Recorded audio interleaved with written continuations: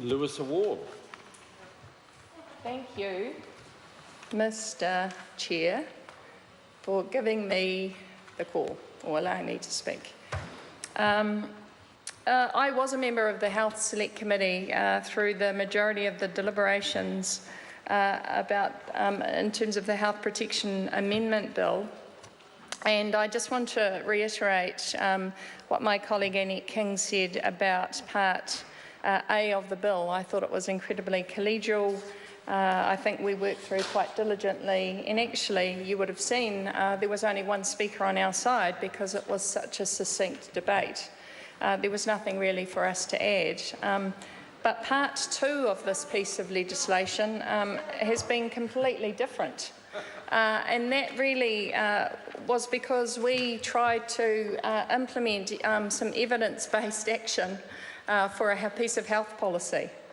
And that evidence was provided by many submitters who came to the Select Committee, which included the Cancer Society, many specialists, cancer survivors, people actually who had detrimental effects from not only using tanning sunbeds or tanning machines or solaria, whatever you want to call them, themselves, but because they worked in industries that, as Ria Bond has articulated, provided those services. But then, you know, some members of the industry saw how destructive this piece of equipment was.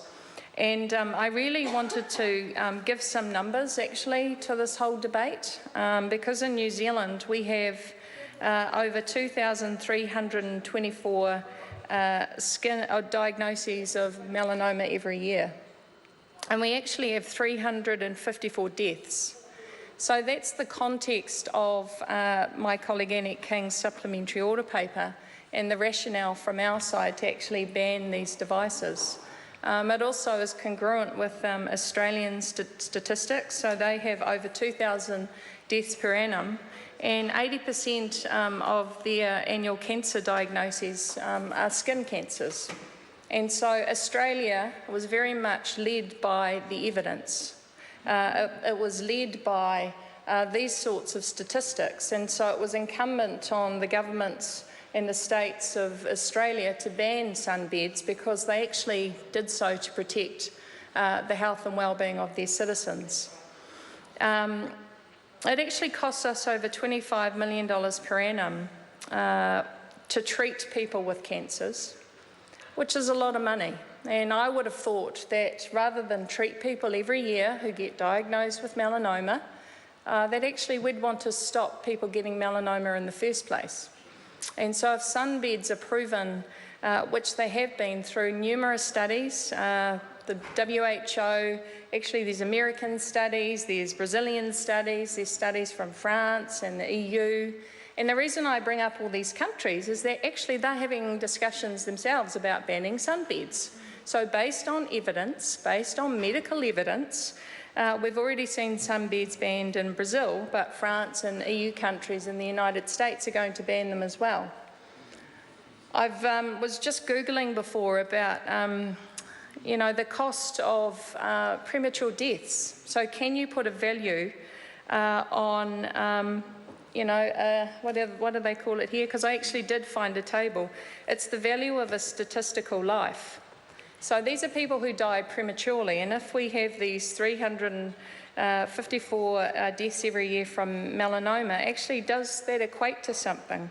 Well, actually for New Zealand, the value on a statistical life is $3.35 million.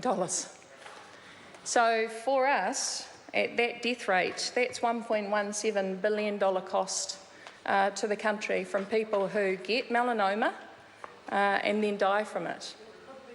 And it could be prevented, and that's why this is an incredibly frustrating committee stage debate to have, because I think the proposition in Annette King's supplementary order paper enables the industry to they give them a bit of time to decommission their sunbed machines. They will recoup any losses. In Australia, it was interesting. They actually compensated them, the operators, $1,000 a sunbed. Mr. Chair. Simon O'Connor. Mr. Chair. Oh, that was okay. Didn't actually think I was going to be efficacious in taking